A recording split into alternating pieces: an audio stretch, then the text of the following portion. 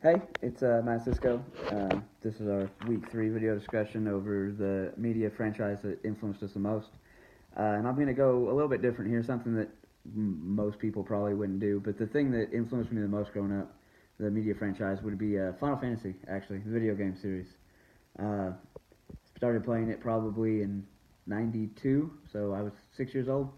And it just kind of it hit something in me. It made me interested in all things fantasy, all things mythology. It's a series that, while it's a fantasy series, it has a lot of different.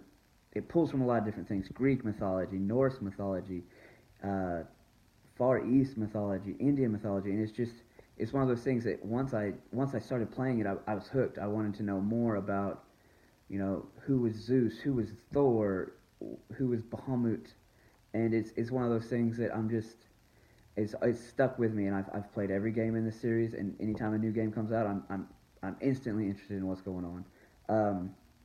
And it's one of those things that just it's always spoken to me, and it's probably kind of what also made me an introvert. I mean, video games were a way for me to escape from things that were bad happening in my life, that I could go to this fantasy world where, there were knights and wizards and dragons, and I could leave my problems behind for a while. And it's always been there as, I don't want to say a crutch, because I don't think it's a crutch, but it's always been there as something for me to go to.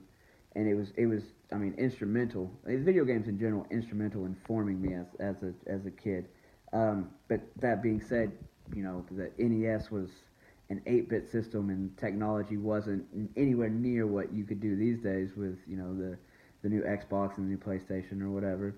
So the symbolism, it was a bunch of squares, a bunch of pixelated squares, but you could still get the symbolism from the words that were used, or even the semiotics of an RPG is, you have HP, you have MP, you have weapon slots, you have strength, you have these character sheets, you level up.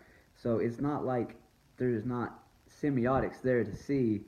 It's just, with limited technology in the late '80s, early '90s, uh, it was hard to see the same signs that you could see, on today's video game consoles. So, but in the end, that's the thing that among other video game franchises are what shaped me the most. But I would say, if I had to cut it down to one franchise, that's the one that really got me interested, and I feel like had a huge impact on my life. Um, Thank you, and we'll see you next week.